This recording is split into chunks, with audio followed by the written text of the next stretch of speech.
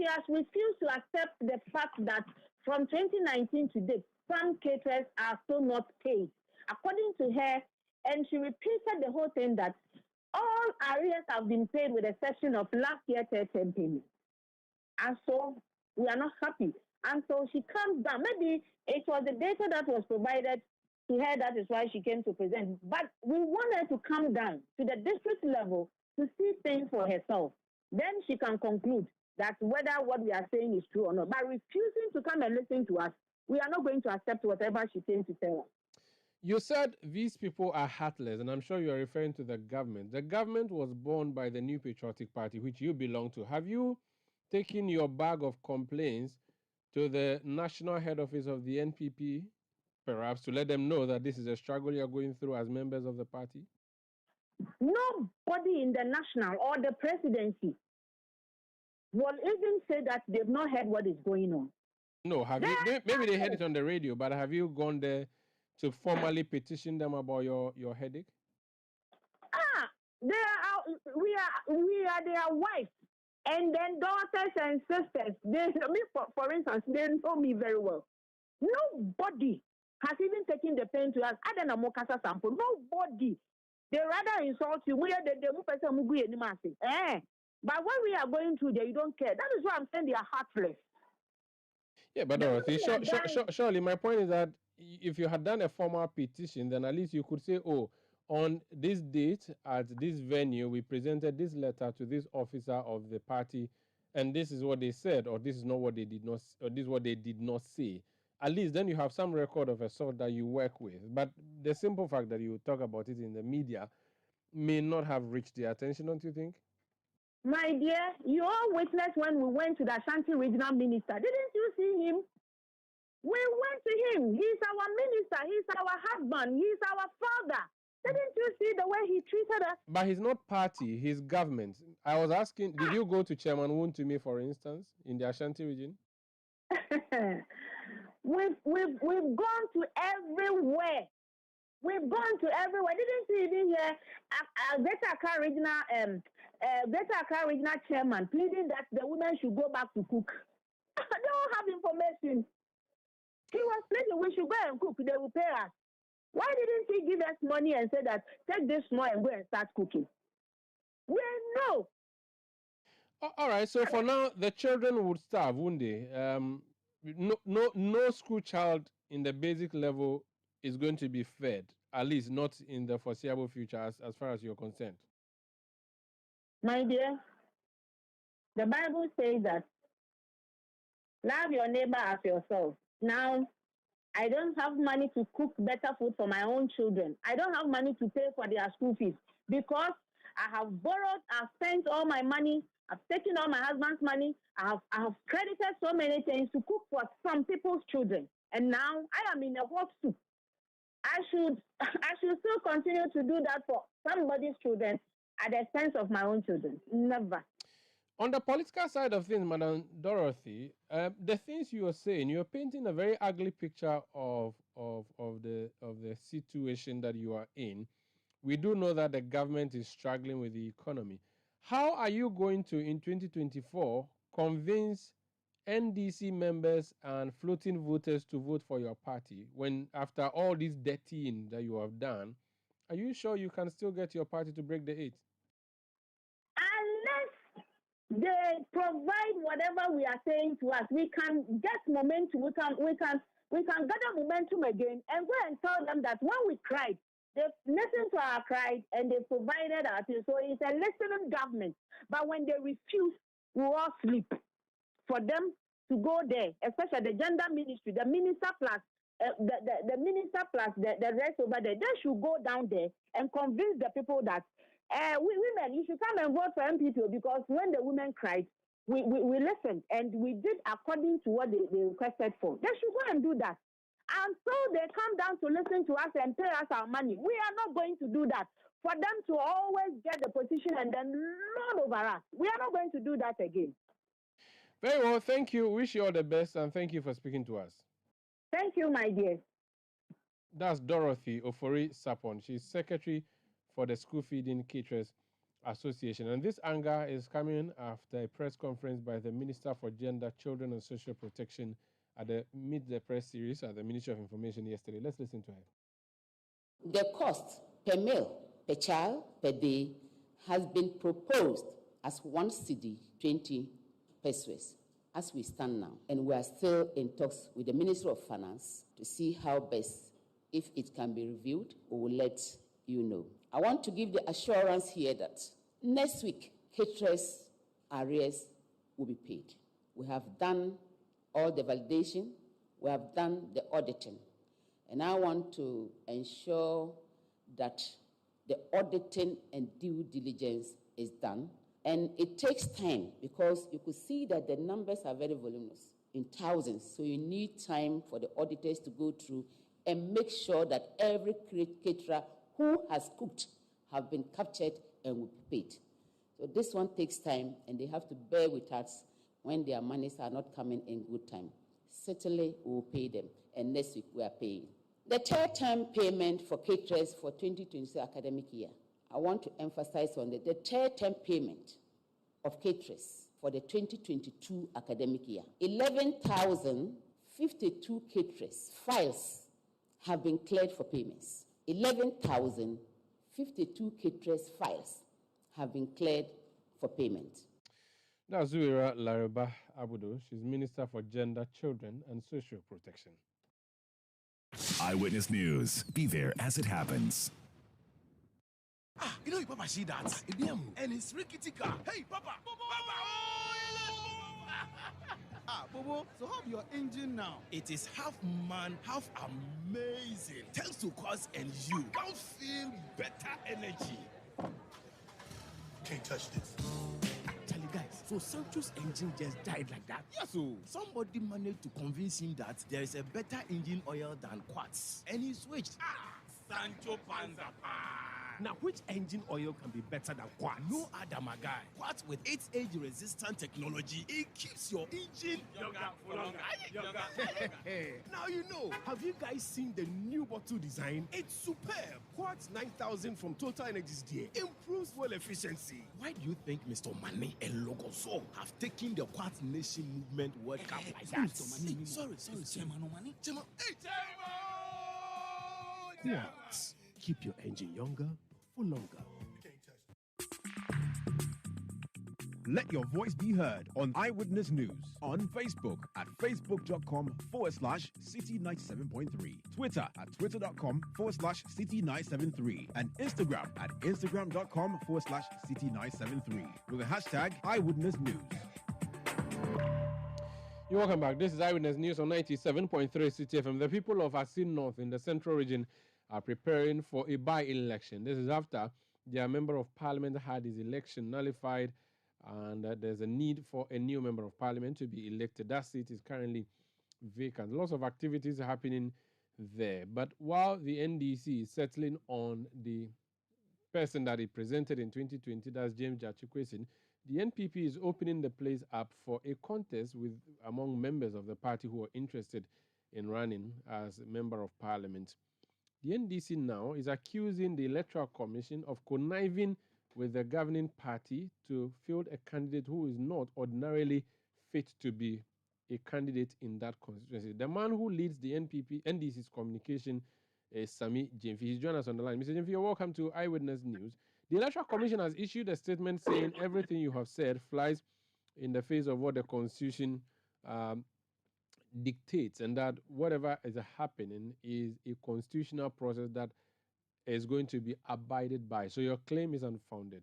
The issue of transfer of a candidate from one constituency to another.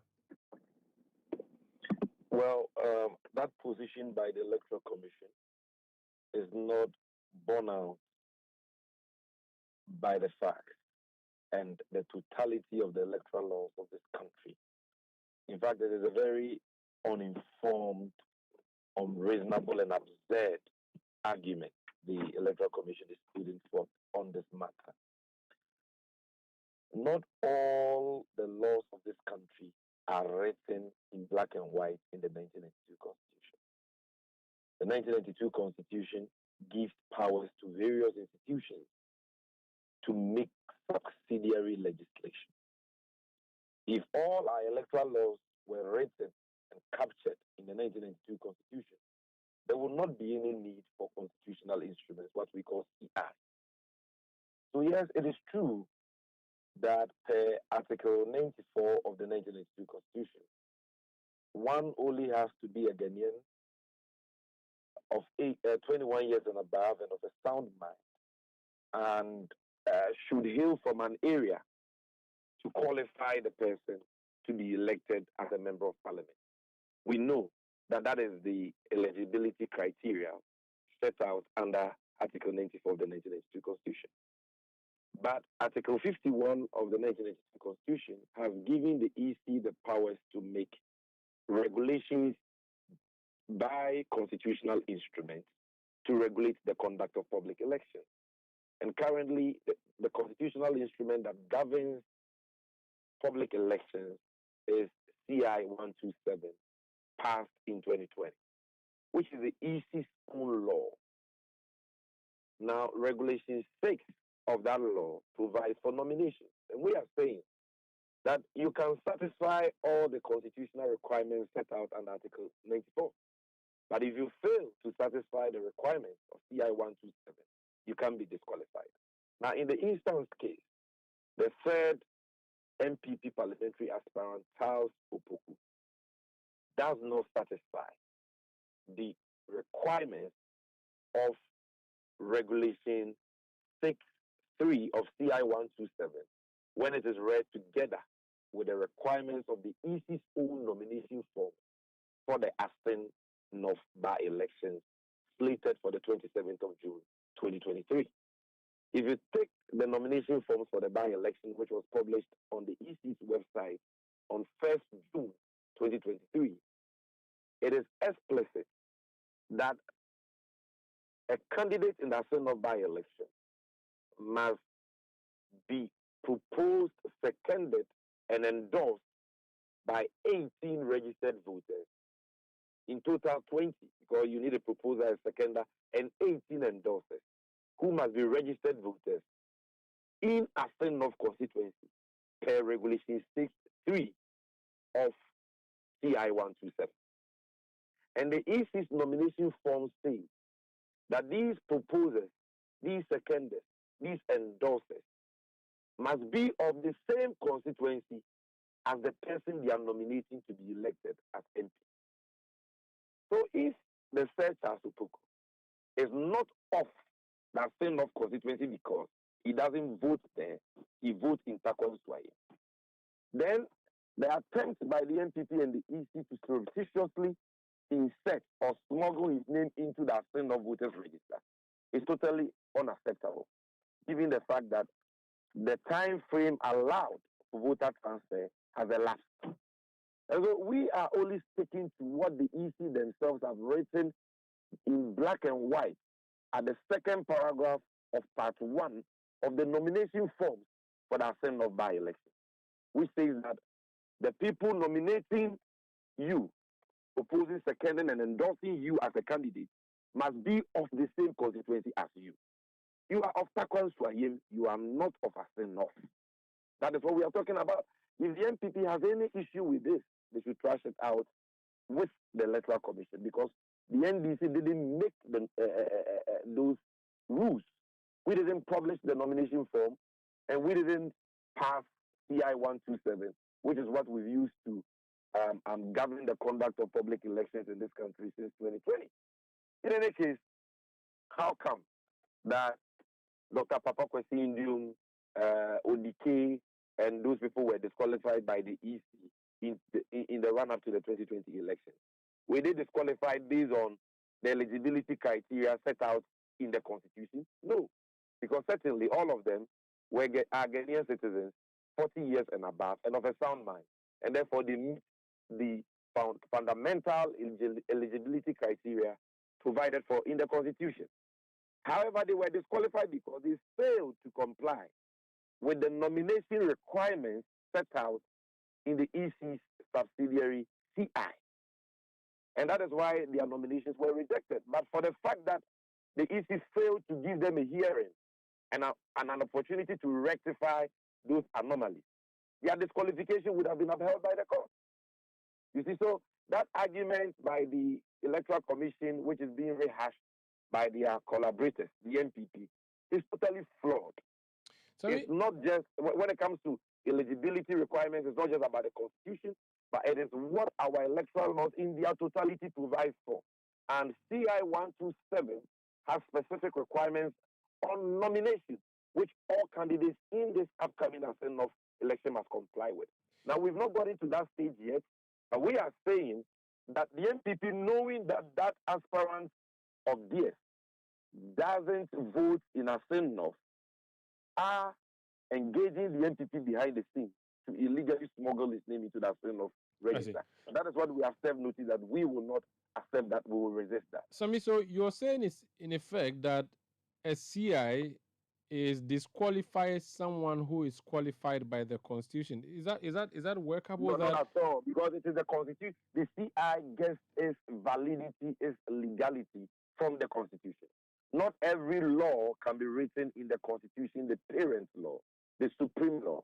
So the Constitution at Article 51 has given the EC powers to make laws to govern public elections. And unless those subsidiary laws are inconsistent, are found to be inconsistent with the 1992 Constitution, they are supposed to be obeyed. If they are found to be inconsistent, they will have to take the Supreme Court to make such a declaration under Article 1, 2, and Article 2 of the 1992 Constitution. But as I speak to you, the Supreme Court has not annulled or declared as unconstitutional CI 127 and its provisions on nomination. Okay. And so the laws on eligibility in the Constitution, the requirements on eligibility in the Constitution, Article 94, should be read together with requirements for nomination in the Public Election Regulations 2020 CI 127. And if you read that, you will realize that per the EC's own provisions, that gentleman is not qualified. If they think he is still qualified nonetheless, no problem.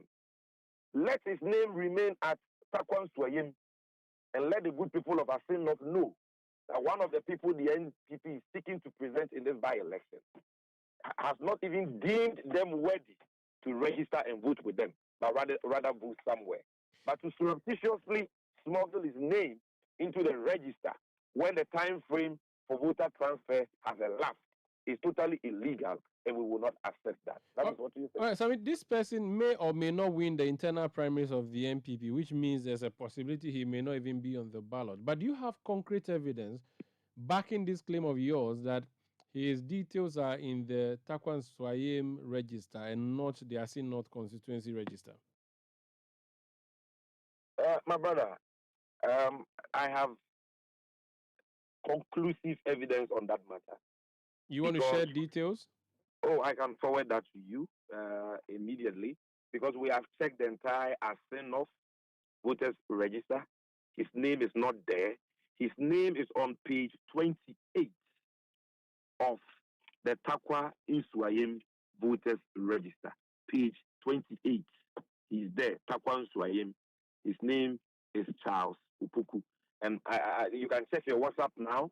I have forwarded it to your WhatsApp. You can check that for yourself. But Charles Opoku could be anybody from Takwan Swayim. Oh, his picture is there. His picture is there. And they can't dispute that. You understand? They can't dispute that his picture is there. God, the Electoral Commission has said... Just read, or if you want me to read it, I can read Regulation 6, Sub-Regulation 3 of CI 127 for you. Because CI 127 says that the people who will be proposing, seconding, and endorsing your nomination must be from the constituency you are contesting in. For the avoidance of doubt, I read, a candidate for election to Parliament shall be nominated on a nomination form in a manner determined by the Commission. 3 reads, the nomination form for each candidate in an election to Parliament shall be witnessed by the signature or mark of 2 registered voters as proposer and seconder, and supported by 18 other registered voters in the constituency as assenting to the nomination in the constituency, the definite article. So you can't go and bring registered voters in Bolegatanga to come and endorse your form for you to contest as MP in Asin North. They must come from Asin North. And the Electoral Commission, in their own nomination form, Sandra, I'm forwarding that to you as well. We didn't publish it. They have published the nomination form on their website, 1st June 2023, Part 1. This is what it reads. We, the undersigned registered voters in Dododo constituency, do hereby nominate Dododo of the same constituency to stand for election as a member of parliament. Of the same constituency, you don't vote there. How are you of the same constituency? Was it some agency who wrote this thing there? So if the MPP have an issue with it, they should trust it out with the electoral commission. Okay, but the electoral commission has said there's no application for a transfer of votes in this particular gentleman's name yet. Today and see the people who have been incarcerated. Many of them went to court. Some of them were armed robber suspects. Most of them pleaded not guilty, yet they were found guilty. The fact that somebody gives you a mere denial to an allegation doesn't mean that they are speaking the truth. You look at the consistency between the EC statement and the MPP statement. Don't you see that they are collaborating together? Let's move forward. Why can't they be explicit? Let's move forward. They admit that the guy doesn't vote there. If the guy doesn't vote there, the people of Asin North deserve to know that this. But if you don't vote there, the constitution has said even if you don't vote there, and you hail from that constituency, you are. Where is that written? It's the in the constitution says you must be a Ghanaian, 21 years and above, and a registered voter. Why must you be a registered voter? Because you cannot be voted for in an election that you cannot vote in.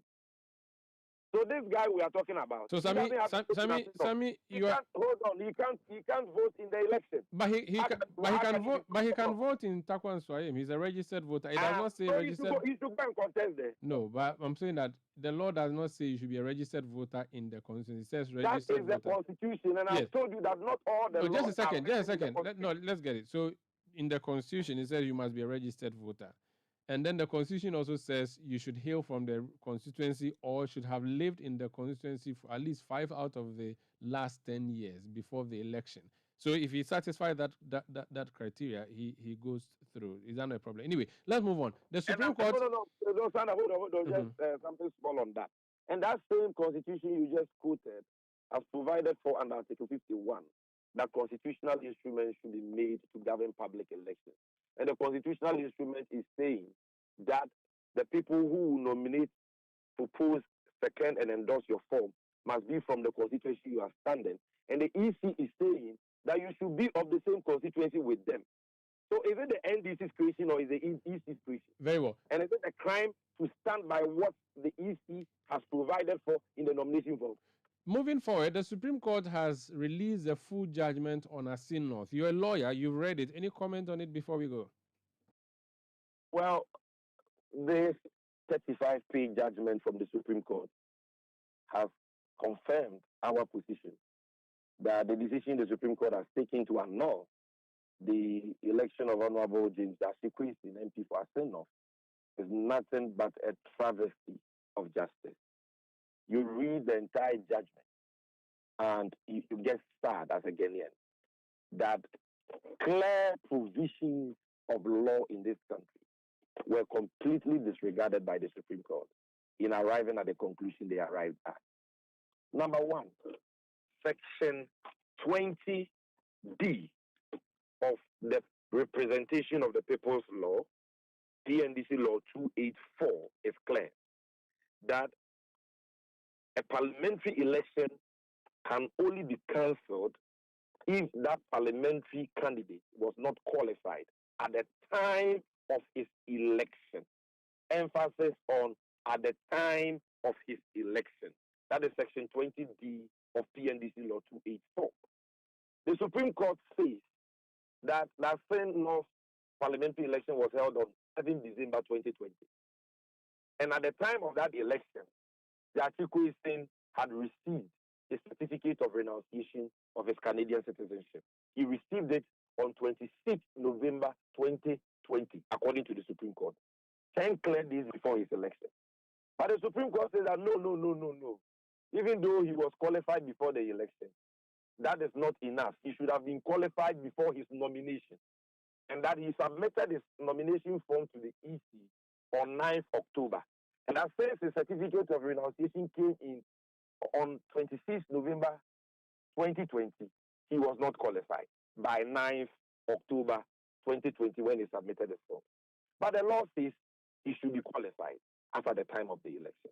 In any case, when the Supreme Court says that he should have been qualified as at the time of the nomination, let's assume for purposes of argument that they are right. It is not at the time of election, as is explicitly written at Section 20D of PNDC Law 24. What is nomination period? In the Papa Kwesi Indian case, the Supreme Court stated that the nomination period is not just the period where a candidate submits his form to the EC. Because when you submit your form, the EC must vet that nomination form. They must scrutinize it to either accept or reject your nomination form. And that the period they use to investigate that nomination period, that nomination form, is part of the nomination period. And that is why in the Indian case, the Supreme Court said Indian should have been given a hearing by the EC even after he submitted his form. And after he submitted his form, he should have been given an opportunity to correct the mistakes he made because the nomination period had not ended. It is not the submission that terminates it. Now, in the case of Honorable Jachi Kwesi, he submitted his form on 9th October. But the EC, after the submission, began to scrutinize his form. It was during that period that a group of MPP activists calling themselves concerned citizens of Asin North petitioned the EC to reject the nomination of Jachi Kwesi. And so Jachi Kwesi was invited to the EC's headquarters in Accra on 27th November as part of that of investigations into the validity of his nomination. And after 27th November, when he appeared before the EC in Accra to answer or respond to that petition, he had received his certificate of renunciation a day prior, that is on 26th November 2020.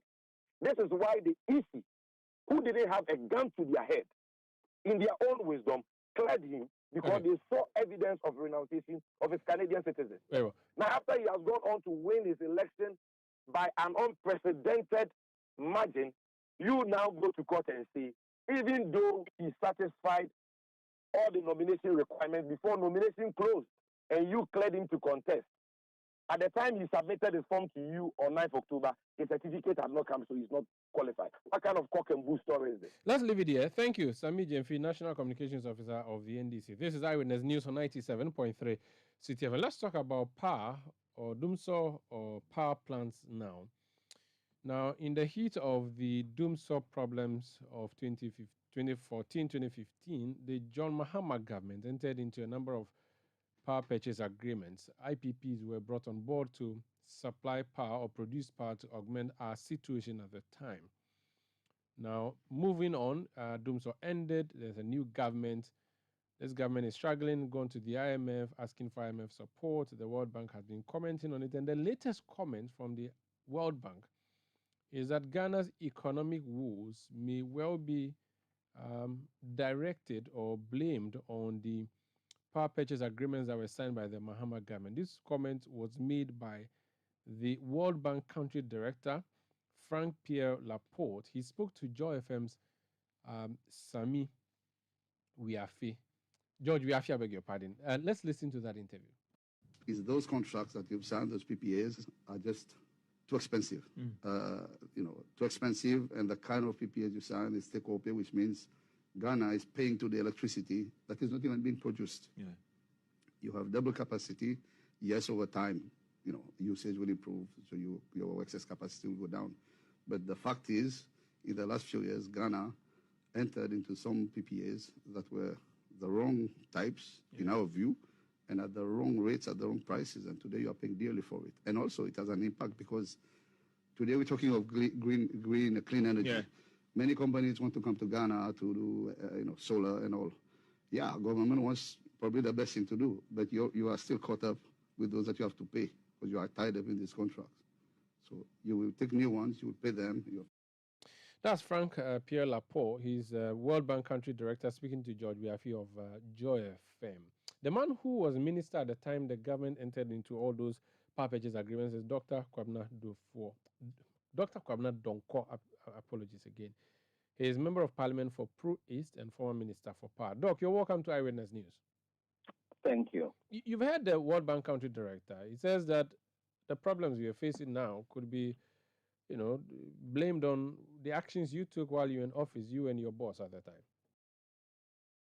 I totally disagree, and I rather would call the gentleman a partisan politician than a World Bank Country Director, because that is what he's proven to be.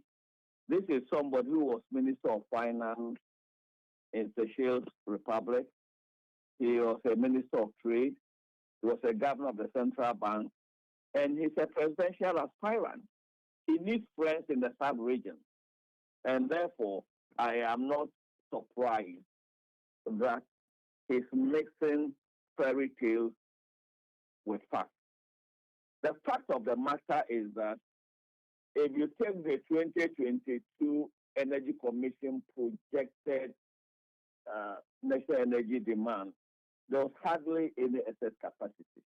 In fact, in some months, we were eating into our reserve, our redundancy. So the issue of excess capacity is a green herring, and that should be discounted. He talks about the PPAs we are signed crowding out green energy. As we speak, the most viable form of green energy in Ghana is solar power. Can he tell me the cost of stored solar power if solar power is to be used as base load? Storage technology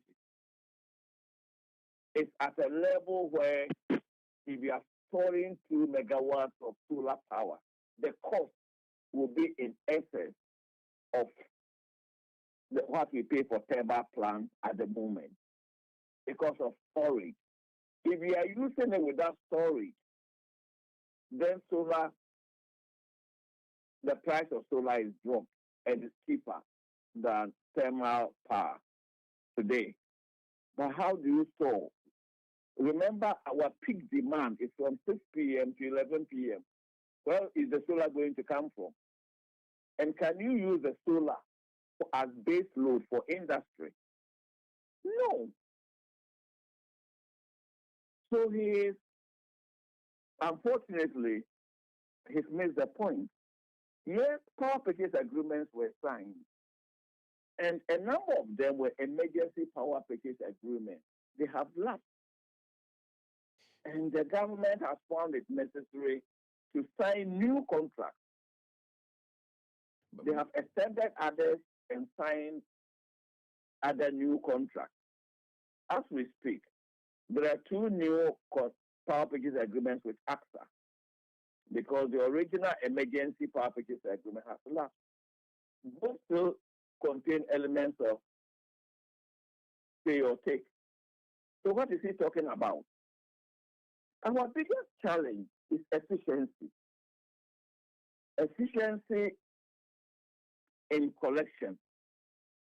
Efficiency in running the commercial leg of the power chain. That is where we have our biggest challenge. And then, of course, the other big challenge, which is our exchange rate. The tariffs are payable in USD. And the revenue is collectible in cedis, GHC. Let's take, for example, 1st January 2017, the exchange rate was 4 cedis, 14 pesos to the dollar. Yesterday, the exchange rate was 11 cedis, 19 pesos to the dollar. So if you are collecting cedis and you are paying dollars and the exchange rate deteriorates at this rate, I think that is one of the biggest challenges you have in the sector. And I will expect the World Bank and its organization, IMF, with their role in the management of the macro economy, to do more to create efficiency, to create currency stability, both in our monetary and fiscal policy, and not throw out tantrum. And I call this tantrum. Doc, can a World Bank country director make a comment without the tacit endorsement of the World Bank itself? So that you were saying that he made this comment to satisfy his own parochial interests because of his political aspirations. Absolutely. But surely the World Bank is not going to allow its vehicle to be used by someone who has their own individual agenda? Well, was he not quoting from a Ghana government document? What's your point? I'm just saying that I'm not sure he makes that comment without the clearance from the World Bank. Well, he's the country representative. So I'm saying that the World Bank may not be doing the bidding of the governing party. Sorry, a person may be, but he cannot act. And you know how diplomacy works. And these people, they cannot make a comment until they get clearance. I'm sure he got clearance from Washington, though. He had stepped into partisan politics by some of the statements he made. I mean, if the statements were factual, I would eat humble pie. For example, the Ameri power plant is the cheapest power plant in Ghana in terms of tariff levelized over the 20 years. And I mean, it is accepted. And we have had periods. Look, we pay for a T3. The T3 costs us in excess of $250 million. Has it ever generated a kilowatt of power? That is not costing Ghana. That is not costing Ghana. Right. The highest tariff ever in the history of Ghana in terms of thermal plant was a Trans-Thermal plant, where a tariff of 29 cents per kilowatt hour was charged in 2006, 2007. So when he speaks this way, I would not have had a problem if he said, some of the power purchase agreements in the light of present non-emergency, we should be looking at restructuring them. That is fine. But when you go the hawk of which he went, it was being partisan, and I'm sure the facts do not support his partisanship. That is the point I'm making. Very well. Thank you so much for speaking to us, Doc. Thank you. That's Dr. Kwabena Donko. He's former Minister for Power in the Mahama government and Member of Parliament for Pro East. My name is Umaru Sandamadu. I did this with Akosia Ochre. Up next, Neteli Nete will be bringing us the latest in the world of business. And then after that, we are bringing you the on-air series of City Business Festival.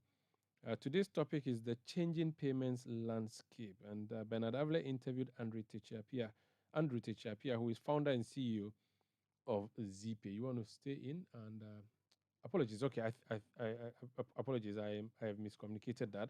Rather, on the City Business Festival, the on-air series tonight, the topic is rather understanding the digital economy.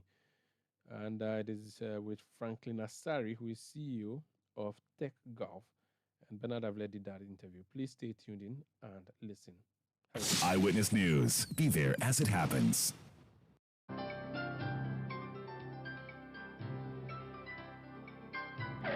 Using a condom will protect you and your partner from HIV, STIs, and unplanned pregnancy.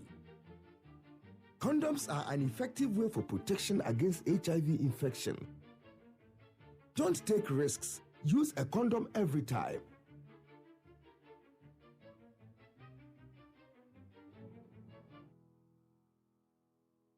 Always come prepared.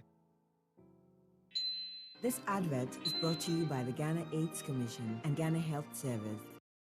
Eyewitness News. Be there as it happens. Get the details. Every significant financial transaction, every market movement, and all the policies that affect your business. City Business News. Be informed. Time now for City Business News on Eyewitness News, powered by citybusinessnews.com.